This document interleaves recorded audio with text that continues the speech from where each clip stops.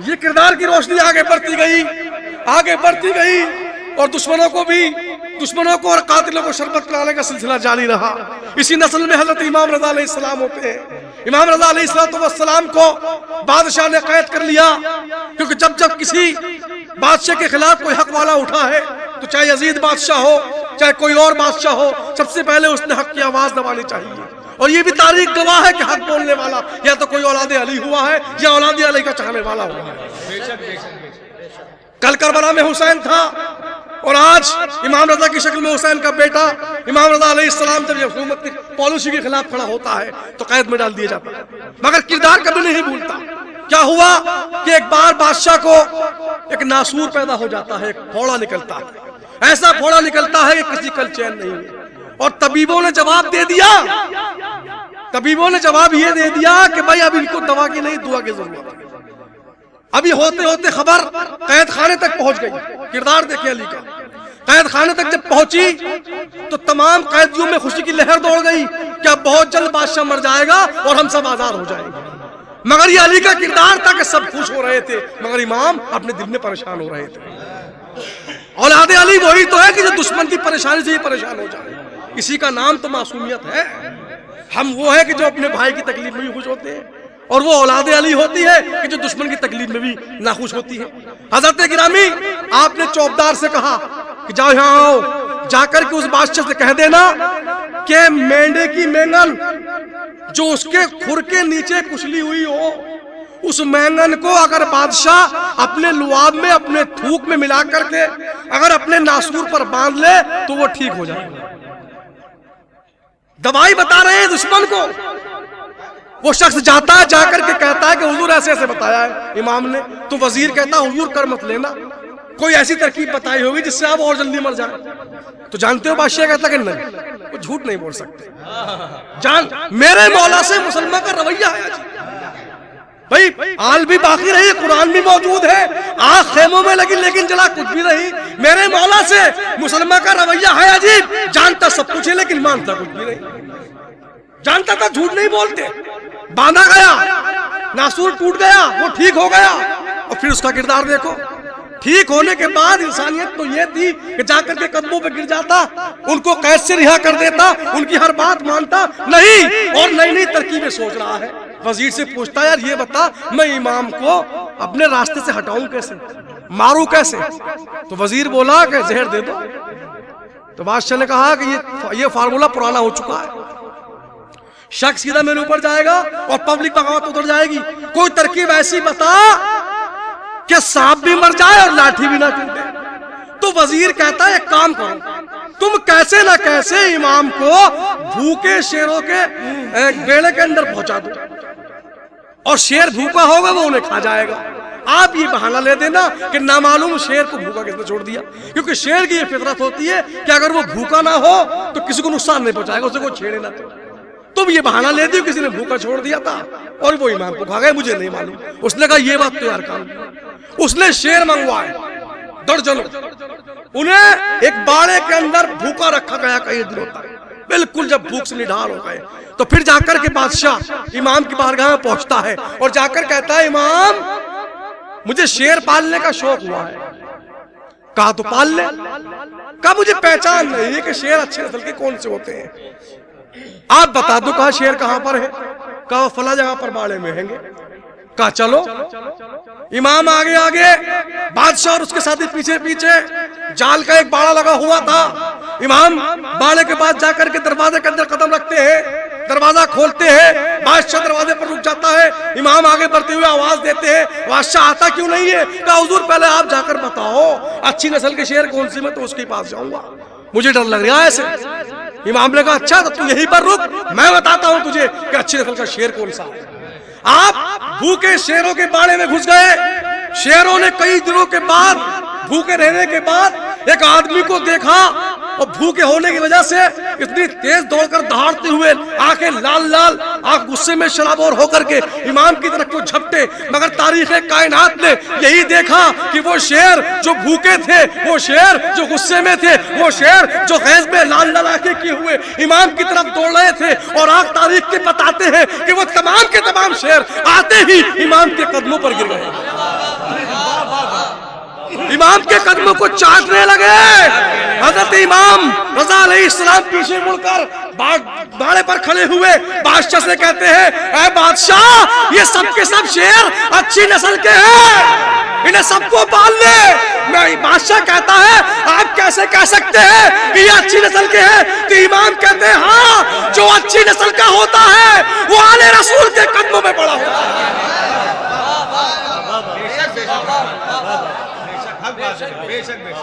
جو اچھی نسل کا ہوتا ہے وہ آل رسول کے قدموں میں پڑا ہوتا ہے۔ تیری نسل پاک میں ہے بچہ بچہ نور کا، تو ہے انے نور، تیرا سب گھرانہ نور کا۔ حضرت گرامی یہ ہے اولاد علی، یہ ہے فاطمہ کہ جس کی نسل میں نور ہی نور رہا، مگر ہائے افسوس اس نور کو اس دنیا نے کیا سمجھا، کیا اس کا حق ادا کیا۔ وہ حضرت فاطمہ الزہرا سلام اللہ علیہا ایک روز رؤسائے عرب آتے ہیں بارگاہ رسول میں اور آ کر کے کہتے ہیں یا رسول اللہ ہمارے گھر میں لڑکی کی شادی ہے اور ہم چاہتے ہیں کہ آپ کی بیٹی فاطمہ الزہرا ہمارے گھر میں مہمان بن کر جائے۔ تو کائنات کا مالک سب کے فیصلے کرنے والا رسول یہ نہیں کہا کہ میں بھیج دوں گا، نہ یہ کہہ رہا ہے کہ نہیں بھیجوں گا، کیا کہتے ہیں کہ بھائی میں فاطمہ سے بغیر پوچھے کچھ نہیں کہہ سکتا۔ مقام فاطمہ دیکھیں، چاہتے تو منع کر دیتے، چاہتے تو بھیج دیتے۔ کہا میں فاطمہ کی مرضی کے بغیر کچھ نہیں کہہ سکتا۔ آپ اندر گئے، جا کر کے بولے بیٹی اس وقت کچھ رؤسائے عرب آئے ہیں، عرب کے کچھ امیر لوگ آئے ہیں اور تمہاری مہمان نوازی کی خواہش رکھتے ہیں، اگر تم چاہو تو چلی جاؤ اور ان کے ایک سخت دلوں کو نرم کر دو۔ حضرت فاطمہ بولی بابا آپ کا ہر حکم سراخوں پر، مگر یہ تو آپ بھی جانتے ہیں کہ وہ مجھے اس لیے نہیں بلا رہے ہیں کہ میرے قدموں سے اپنے گھر کی زینت چاہتے ہیں، بلکہ وہ میرا مذاق اڑانا چاہتے ہیں، کیونکہ ان کی عورتیں تو لباس جامع ہائے فاخرہ اور لباس حریر پہنے ہوں گی، اور آپ جانتے ہیں بابا میرے پاس تو سوائے اس پیوندار قمیض، پوشیدہ قمیض اور پیوندار چادر کے علاوہ کچھ بھی نہیں۔ وہ چادر کہ جس میں 72 پیوند لگے ہوئے تھے اور وہ بھی کپڑے کے نہیں تھے، کھجور کے پتوں کے تھے۔ شہزادی کونین کی بھی بات جب سنی کہ راضی ہوں اگر آپ رضامند ہیں بابا، چادر میں میری سینکڑوں پیوند ہے بابا۔ یہ سن کر کے رسول رونے لگے، رسول روئے تو کائنات رس کر رہ گئی۔ اسی وقت رب کائنات نے جبریل کو بھیجا، جبریل نے آ کر کے عرض کیا رسول اللہ بات تحیت و سلام کے ارشاد فرماتا ہے کہ تم فاطمہ کو اسی بوسیدہ قمیص اور چادر کونا میں بھیجو، اور ہمارا فعل کسی حکمت سے خالی نہیں ہوتا۔ رسول پاک نے آ کر کے حضرت فاطمہ کو اللہ کی مرضی سنائی، اور پھر حضرت فاطمہ نے جیسے ہی شادی والے گھر کی طرف اپنے مکان سے قدم نکالا تو ابھی 7 قدم بیت الشرف سے وہ آگے نہ نکلی تھی کہ تبھی جبریل 1,00,000 حوروں کو لے کر 1,00,000 حوروں کو لے کر جنت کا لباس لے کر اور زیور لے کر اور خوشبو لے کر کے حاضر کیا۔ بس ان حوروں نے حضرت فاطمہ کو پردے میں لیا اور اس لباس سے آراستہ و پیراستہ کیا۔ حضرت گرامی حضرت فاطمہ غور کرو کہ اگر 10 عورتیں بھی جس کے ساتھ چلی جائیں اس عورت کی اہمیت الگ ہوتی ہے، 2 آدمی جس آدمی کے ساتھ چلتے ہوں اس آدمی کی اہمیت الگ ہوتی ہے۔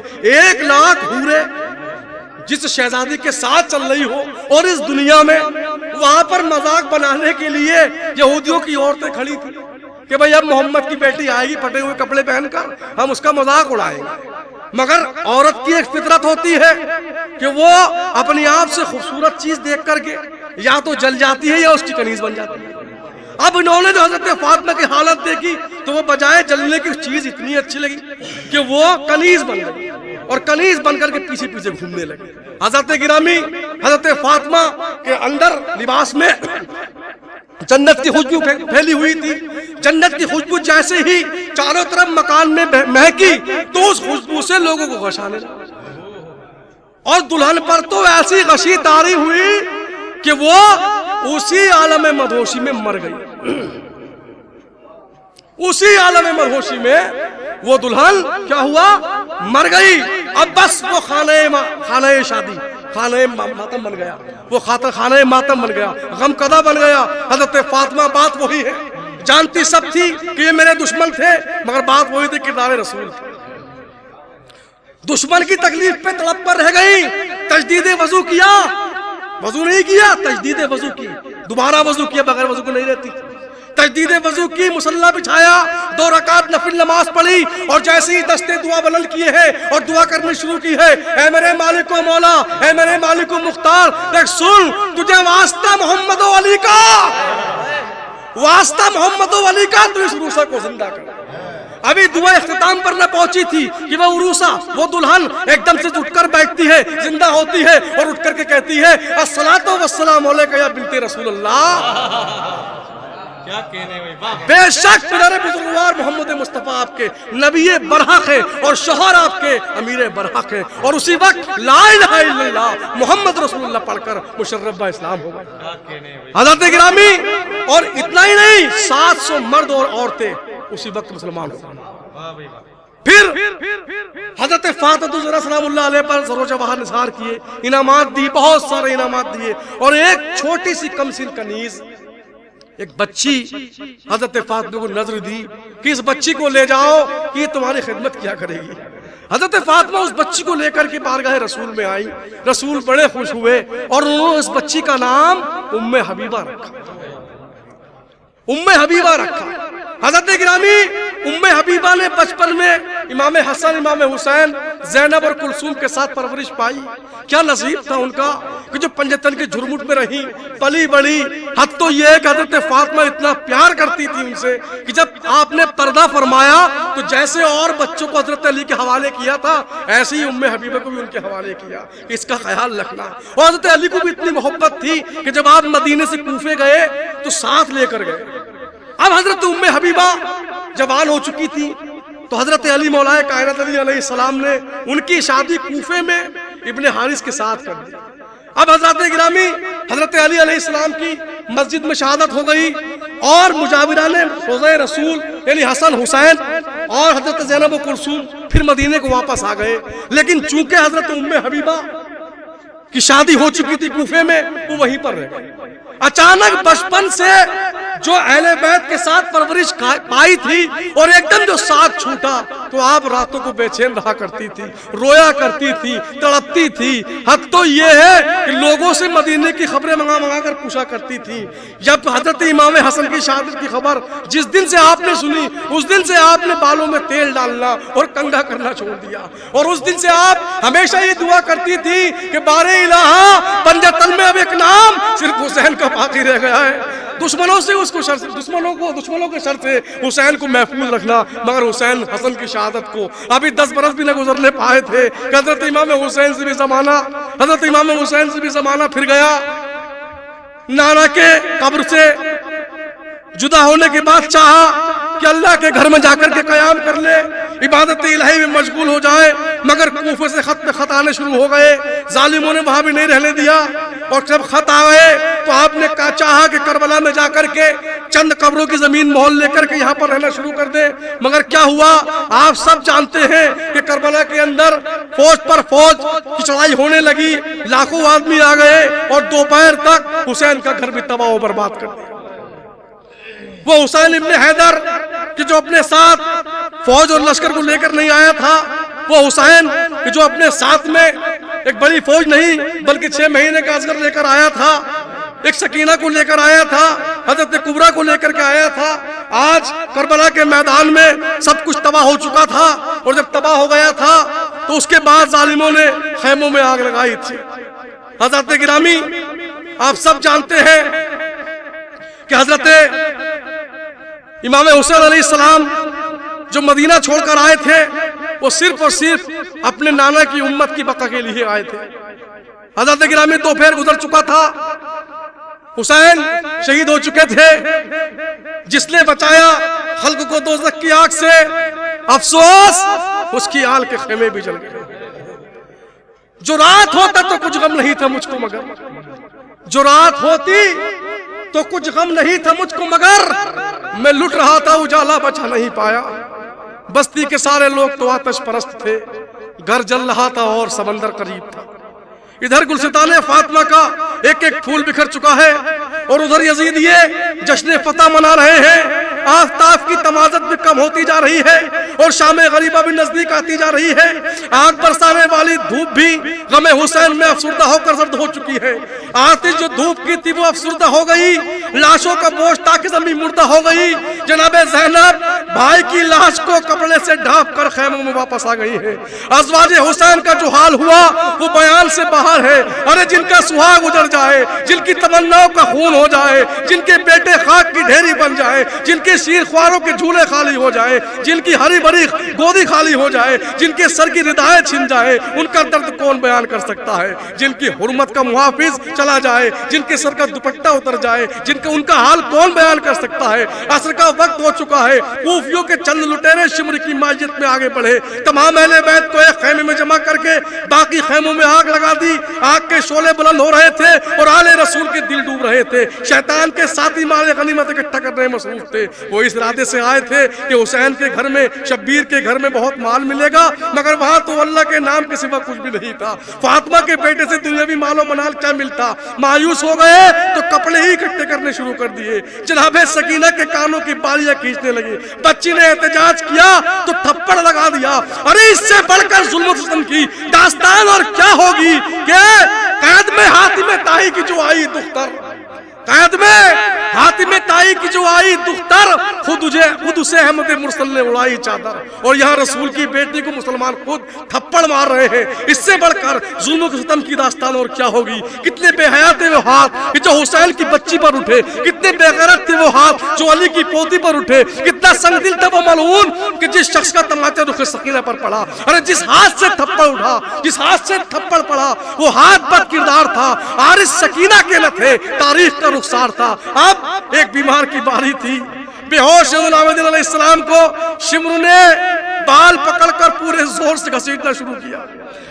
امام نے آنکھیں کھول دی, سر پر ظالموں کو دیکھا تو سمجھ گئے کہ ان خیموں کا آخری محافظ حسین بھی شہید ہو چکا ہے. شمر نے ساتھیوں کو کہا کہ اس کا بھی سر قلم کر دو. جناب سجاد سنبھل کر اٹھنے لگے تو علی کی بیٹی کو جلال آ گیا.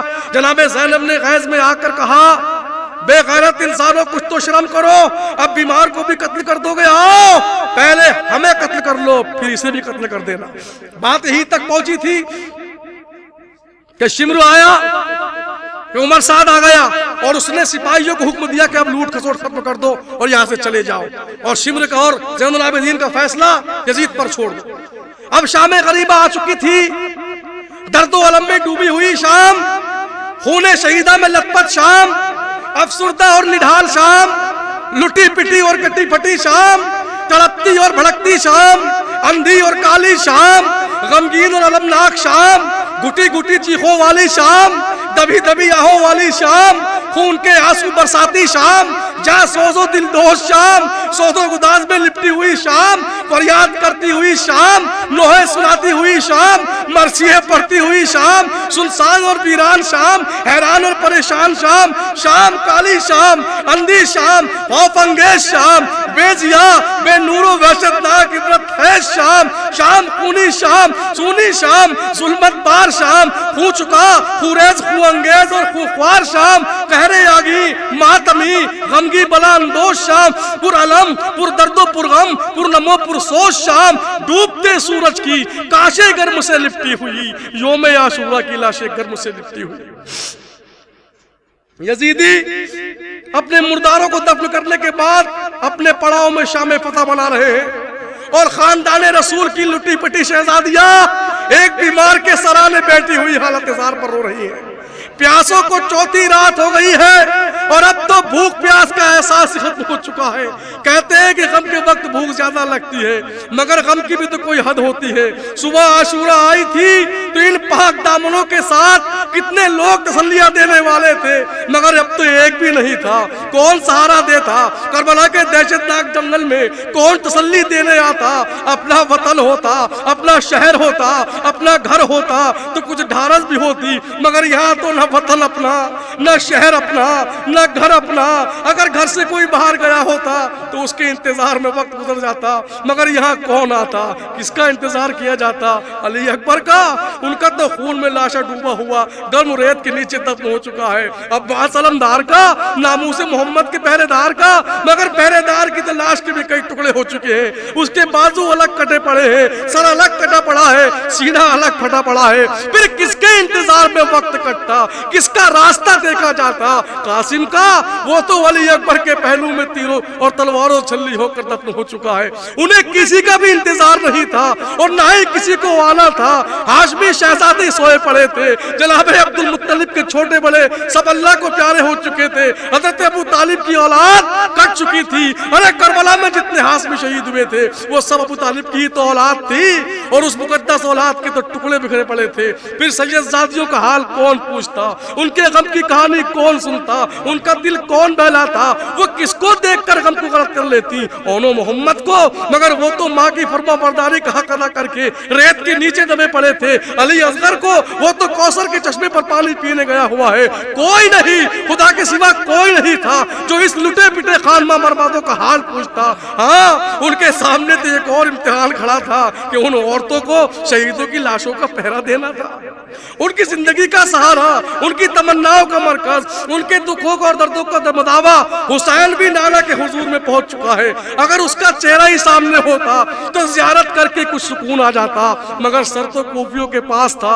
اس المناک شام سے بڑھ کر نہ کوئی شام دنیا میں آئی ہے اور نہ آئے گی۔ بھوکا عالم، غضب کا سناٹا، کانوں میں شائے شائے کی آواز ایسے آتی تھی کہ جیسے ریت کے ذرات اڑ رہے ہو، جیسے زمین فریاد کر رہی ہو۔ وہ جاسوس منظر، الامان و الحذر، بے سر و مجروح لاشیں شعلہ افشاں ریت پر، کوئی ان پر ماتمی تھا اور نہ کوئی نوحہ خواہ، صرف تنہائی مجاور، بے کسی تھی پاسبا۔ ریت کے ذروں سے ایک فریاد نکلی ناگہا، نوحہ گستر، نوحہ زن، نوحہ تراز و نوحہ خواہ۔ اس جنگل میں مہمان حجازی لٹ گیا، شام کے میدان میں مکے کا غازی لٹ گیا۔ رات سر پر آ گئی ہے، بیمار کر رہا ہے، بی بی سکینہ فریاد کر کر کے اس طرح خاموش ہو چکی ہیں جیسے موت کی آغوش میں پہنچ چکی ہے۔ ساری پاک دامنیں روک ہو کر اپنے دامن کر رہی ہیں، دامن تر کر رہی ہیں۔ اچانک حضرت زینب دیکھتی ہے کہ سکینہ دکھائی نہیں دیتی۔ حضرت زینب بیتاب ہو گئی، حضرت کلثوم سے کہتی ہے بہن میری بچی سکینہ کہاں گئی؟ میں اسے ڈھونڈنے جا رہی ہوں۔ اندھیرے کے عالم میں حضرت زینب سکینہ کو ڈھونڈنے جاتی ہے، راستے میں ایک سوار دکھائی دیتا ہے۔ حضرت زینب پوچھتی ہے اے سوار کیا تو نے کسی بچی کو دیکھا ہے؟ سوار کہتا مجھے معلوم نہیں کون ہے، مگر ہاں ایک بچی ہے کہ ایک لاش کو لپٹ کر ایسے رو رہی ہے کہ اس کے نالے سن کر کے دل ٹکڑے ہو جاتا ہے۔ حضرت زینب جیسے گئی، جا کر کیا دیکھتی ہے کہ حضرت سکینہ ایک گڑھے میں بغیر سر کی ایک لاش کو لپٹی ہوئی رو رہی ہے بابا آپ کو ظالموں نے شہید کر دیا اور مجھے اس بچپن میں یتیم کر دیا۔ حضرت زینب گڑھے میں اترتی ہے، کیا کر کے کہتی ہے اے سکینہ تجھے کیسے معلوم کہ یہ تیرے باپ کا لاشا ہے، کیونکہ اس کا تو سر بھی نہیں ہے؟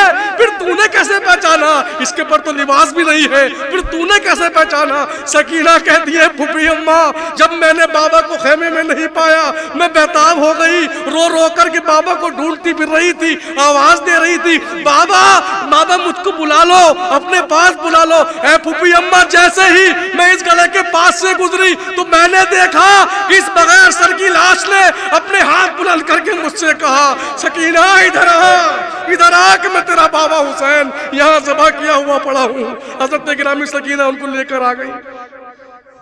رات جیسے بھی گزارنی تھی، جیسے ہی گزر رہی تھی، مگر جناب زینب کئی بار اب بھائی کے بغیر سر کے لاشے کو چوم کر آئی ہے، کبھی خیمے میں آ کر بیمار کو دیکھ لیتی ہے اور کبھی بھائی کے لاشے اقدس کو پر پہنچ جاتی ہے۔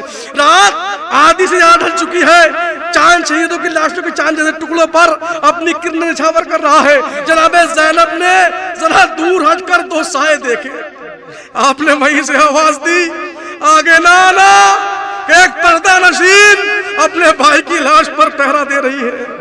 تو ادھر سے آواز آتی ہے بیٹی ہم غیر نہیں ہے، ہم بھی تیرا پردہ ہی تیرا ہی دیکھنے آئے ہیں۔ جناب زینب نے جو آواز سنی پہچان گئی، ارے یہ تو میرے بابا علی کی آواز ہے۔ تسلی کرنے کے لیے دوبارہ آواز دی، آپ کون ہے بابا؟ پہلے بتاؤ پھر آگے بڑھنا۔ آواز آئی، بیٹی ہم آگے نہیں بڑھ سکتے، میری غمزدہ بیٹی صبر کرو، میں تیرا باپ علی ہوں اور یہ تیری ماں فاطمہ ساتھ ہے۔ مومنین بچپن کی چھٹی ہوئی ماں، 3-4 سال کی عمر میں جان چھوڑنے والی ماں آج اچانک ملتی ہے تو ایسے وقت میں کہ پاس بھی نہیں آ سکتی۔ تصور کرو زینب پر کیا بیتی ہوگی۔ آواز ماں کی آ رہی ہے مگر ماں آگے نہیں آ رہی ہے، ہم تمہارا پیر ہی دیکھنے کے لیے آئے۔ جناب زینب بے قرار ہو گئی، آواز دیتی ہے ماں۔ آواز آئی، ہاں بیٹی۔ ماں قربان کیا بات، ماں آپ آگے کیوں نہیں آتی، رک کیوں گئی؟ میرے نازوں کے بالے کا لاشا تو دیکھ لو، مجھے دلاسا تو دیتی جاؤ۔ آواز آئی، بیٹی میں آگے نہیں آؤں گی، اگر آگے آ گئی تو قیامت آ جائے گی۔ جناب زینب نے پھر آواز دی، ابا جان۔ آواز آئی، ہاں بیٹی میں قربان۔ عرض کی، ابا آپ صبح کیوں نہیں آئے جب آپ کا گھر لٹ رہا تھا؟ اس وقت آپ کہاں تھے؟ آپ اس وقت کیوں نہیں آئے جب اصغر نے تیر کھا کر دم توڑا تھا، جب علی اکبر کی لاش کو اٹھاتے وقت میرے بھائی کی کمر دوری ہو رہی تھی، جب قاسم کی جوانی لوٹی گئی تھی، جب عباس کے بازو قلم کیے گئے تھے، جب انہوں نے محمد کو ظالموں نے ذبح کیا تھا، جب پسرانے عقیل و جعفر شہید ہوئے تھے، بابا آپ اس وقت کیوں نہیں آئے تھے جب تمہارے حسین کا تیروں اور تلواروں سے سینہ چھلنی ہوا تھا؟ بابا آپ کو اس وقت آنا چاہیے تھا کہ جب میرے بھائی کے گلے میں تیر پھنسا ہوا تھا۔ میرے بابا میں تو اس وقت بھی آپ کو ڈھونڈ رہی تھی، البتہ ابا جان پکار رہی تھی۔ میرے اچھے بابا جان آپ کو اس وقت آنا چاہیے تھا جب تمہارے حسین نے شمر کے پاؤں کے نیچے بڑی مشکل سے سر کو دبائے ہوئے آخری سجدہ ادا کیا تھا۔ میرے بابا ہم لٹ گئے تو آپ آئے ہیں، آپ کا باغ اجڑ گیا تو آپ آئے ہیں، ہماری ردائیں چھن گئی تو آپ آئے ہیں، آپ کی بہوؤں کا سواگ اجڑ گیا تو آپ آئے ہیں، سکینہ یتیم ہو گئی تو آپ آئے ہیں، اور پھر حضرت زینب کا حلق سوکھ کر کاٹا ہو گیا۔ حضرت گرامی رات کٹ گئی، صبح کو قافلہ چلتا ہے، قافلہ ہوتے ہوتے کوفے پہنچتا ہے۔ کوفے میں حضرت ام حبیبہ اپنے گھر میں موجود تھی۔ یہ سب کچھ ہوا، انہیں کچھ معلوم نہیں ہوا۔ ایک دن اپنے گھر میں بیٹھی تھی کہ اچانک پڑوس کی عورتیں آتی ہیں اور آ کر کہتی ہیں کہ ارے کچھ کٹے ہوئے سر اور قیدی شہر میں آ رہے ہیں، تماشا دیکھنے چلو گی؟ حضرت ام حبیبہ کہتی ہے نا، میری بیوی فاطمہ مجھ سے منع کیا کرتی تھی، ام حبیبہ کبھی قیدیوں کا تماشا مت دیکھنا۔ تو وہ عورتیں کہتی ہیں ارے ان قیدیوں کا کیا مذائقہ ہے، یہ لوگ تو وہ ہیں کہ جنہوں نے امیر شام یزید پر چڑھائی کی تھی، تم چلو آؤ دیکھو یہ کوئی خاص قیدی نہیں ہے۔ اس نے کہا کچھ بھی ہو میرا شوہر گھر میں نہیں ہے، میں اس کی اجازت کے بغیر کہیں نہیں جا سکتی۔ تو وہ عورتیں بولی ٹھیک ہے تم کہیں مت جاؤ، اپنی چھت پر سے ہی دیکھ لو، کیونکہ تمہارا جو چھت ہے جو کوٹا ہے یہ راستے کے سرے پر ہے۔ بس وہ زبردستی حضرت ام حبیبہ کو کوٹھے پر لے کر بیٹھ گئی۔ تو حضرت ام حبیبہ نے دیکھا کہ لاکھوں پیادے اور سوار تلواریں اور نیزے ہاتھوں میں بلند کیے ہوئے ڈھول ڈھاسے بجاتے ہوئے حضرت اور 18 لوگوں کے 18 شہیدوں کے سر کٹے ہوئے لے کر آ رہے ہیں۔ اور دیکھا ام حبیبہ نے کہ 18 چھوٹے چھوٹے اور بڑے بڑے سر ہیں، اور دیکھا ایک نیزہ طویل پر ایک ایسا سر ہے کہ جس کو دیکھ کر ام حبیبہ سوچتی ہے کہ میں نے کہیں نہ کہیں یہ چہرہ دیکھا ہے، مگر پہچان نہ پاتی کیونکہ گرد و غبار میں ایسا آٹا ہوا ہے کہ آنکھوں میں ہلکے پڑ چکے ہیں، خون بھرا ہوا ہے اور بالوں میں دھول بھری ہوئی ہے۔ بڑی غور سے دیکھ رہی تھی، پھر اچانک کیا دیکھتی ہے کہ کچھ عورتیں مثل بندیان ترک و روم بنی ہوئی ہیں، ننگی پیٹھ پر بیٹھی ہوئی اونٹوں کے، ان کو اتنا مارا گیا ہے کہ چہرے لال سے نیلے ہو گئے ہیں۔ اگر اپنا سر چھپاتی ہیں ہاتھوں سے تو ہاتھوں میں ان کے نیزے کی انیاں چبو رہے ہیں، مگر سر چھپانے نہیں دیتے ہیں، منہ چھپانے نہیں دیتے ہیں۔ سر جب نیزے پر آ رہا ہے تو 20 لاکھ آدمی کوفے کے اندر آل محمد کا تماشا دیکھنے کو جمع ہوا تھا، اینٹیں مار رہے تھے سروں پر پھینک پھینک کر کے، عورتیں بڑی مشکل سے خود کو بچا رہی تھی مگر کوئی ان کو بچانے والا نہیں تھا۔ ام حبیبہ بے تاب تھی۔ اچانک ان کی نظر حضرت امام زین العابدین علیہ السلام پر پڑتی ہے کہ ایک شتر لاغر پر سوار اور ایسا بھاری توق گردن میں پڑا ہوا تھا کہ گردن اٹھا نہیں پا رہے تھے۔ مومنین غور کا مقام ہے کہ جو شہید ہونے تھے وہ شہید ہو گئے، مگر جو بچ گئے تھے ان پر کب تک ظلم ہوا یہ کوئی نہیں جانتا۔ زین العابدین سے وہ آ کر کے وہ ام حبیبہ کے پاس جیسے ہی زین العابدین کا ناکا اونٹ پہنچا، چھت پر بیٹھی تھی زین العابدین سے پوچھتی ہیں اے ناتوا تو کس قبیلے سے ہے, تو کس خاندان سے ہے؟ تو زین العابدین کہتے ہیں دیکھو میرے گردن میں اتنا بھاری توق ہے کہ میرے گردن سے بولا نہیں جا رہا, مجھ سے بولا نہیں جا رہا, تمہیں جو پوچھنا ہے ان عورتوں سے پوچھ لو جو اونٹوں پر آ رہی ہیں. اتفاق سے سب سے آگے حضرت زینب اونٹ پر بیٹھی ہوئی تھی اور ان کی گود میں سکینہ پیاس سے ترا رہی تھی اور رو رہی تھی, پانی مانگ رہی تھی مگر کوئی پانی نہیں دے رہا تھا. جیسے ہی حضرت ام حبیبہ کے پاس حضرت سکینہ کا اور حضرت زینب کا اونٹ آیا, حضرت ام حبیبہ کہتی ہے بچی صبر کر, میں تیرے لیے ابھی پانی لاتی ہوں. وہ پانی لینے گئی, پانی لے کر آئی, سکینہ کو دیا. جیسے حضرت سکینہ بہت پیاسی تھی, پانی پینا چاہا تو حضرت زینب کہتی ہے بچی جب اتنا صبر کیا ہے تھوڑا صبر اور کر لے. اس نے کہا ام حبیبہ نے کہ میں چاہتی ہوں کہ پانی پینے سے پہلے تم میرے لیے دو امروں کی دعا کرو. زینب نے کہا صبر کر, پہلے اس عورت سے اس کی دونوں دعائیں تو پوچھ لے. سکینہ نے کہا کہ عورت تیری کیا تمنا ہے, تیری کیا دعا ہے؟ تو حضرت ام حبیبہ کہتی ہے کہ میری پہلی دعا تو یہ ہے کہ خدا میرے بچوں کو کبھی ایسے یتیم نہ کرے جیسے تم یتیم ہو, اور دوسری دعا میری یہ ہے کہ خداوند تعالیٰ جلد سے جلد مجھے میری شہزادی حضرت زینب کی دیدار کرا دے. حضرت زینب نے جیسے ہی اپنا نام سنا بے-تاب ہو گئی, اور غور سے دیکھا تو معلوم ہوا کہ ارے یہ تو ام حبیبہ ہے. بے-تاب ہو کر پوچھتی ہے کہ تو نے زینب کو کہیں دیکھا ہے, اور اب اگر دیکھے گی تو پہچان لے گی؟ تو حضرت ام حبیبہ کہ لو میں کیوں نہ پہچانوں گی, بچپن سے ان کی خدمت میں رہی ہوں. اب کہاں تھا آپ جناب زینب کو؟ کہنے لگی ارے تو نے کہاں پہچانا زینب کو؟ انا زینب بنت علی ابن ابو طالب. اے ام حبیبہ جو تیرے سامنے ننگے سر اونٹ پر بیٹھی ہے وہ تیری شہزادی زینب ہی تو ہے. محمد نبی پر درود اور سلام, حسین ابن علی اور آل پر تمام. خدا کے نور سے پیدا ہوئے یہ پانچوں تن, محمد و علی و فاطمہ حسین و حسن. حسن حسین پہ ہووے 1000 بار سلام, 1000 بار تو کیا بلکہ بے شمار سلام. گولے باغے رسالت بے لاکھوں سلام, گولے باغے رسالت بے لاکھوں سلام, گولے باغے رسالت بے لاکھوں سلام, تاجدار شہادت بے لاکھوں سلام, ہمیں یہ دین و ملت بے لاکھوں سلام. آپ تابع امامت پہ لاکھوں سلام, خاندان نبوت پہ لاکھوں سلام, خاندان نبوت پہ لاکھوں سلام, بھولے باغے رسالت پہ لاکھوں سلام. تلخت دل مصطفیٰ وہ تھا دل بند مشکل کشا وہ حسین, جو کہ برے فاطمہ وہ حسین, ظلم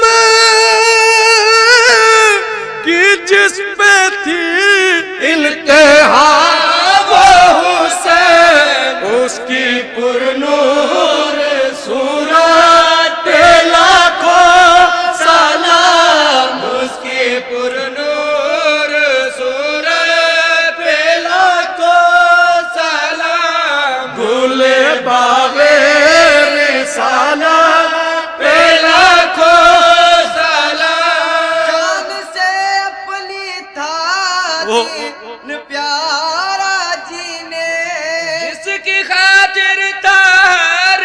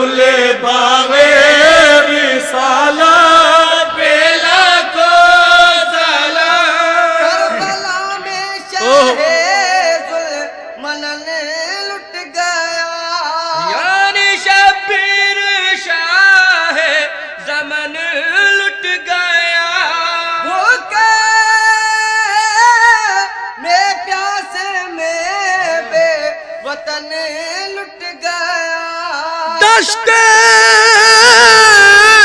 غربت میں سارا چمن لٹ گیا، ان شہیدوں کی تربت پہ لاکھوں سلام، ان شہیدوں کی تربت پہ لاکھوں سلام، بھولے باغے رسالت پہ لاکھوں سلام۔ کام بھی کیا نوکھا نرالا آئے ہائے۔ کیا، ہر طرف دین کا بول بالا کیا، مرے